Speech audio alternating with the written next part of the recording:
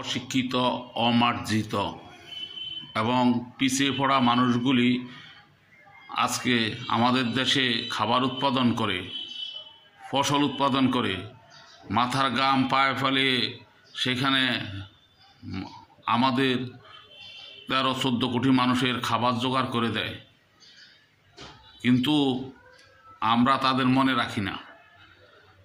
আপনারা জানেন যে আমাদের দেশে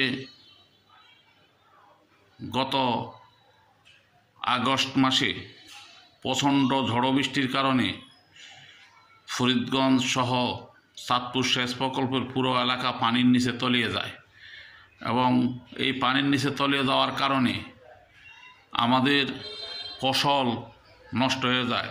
কী কারণে পানির নিচে তলিয়ে যায় আপনারা সবাই অবগত আছেন। গত 20-25 বছরে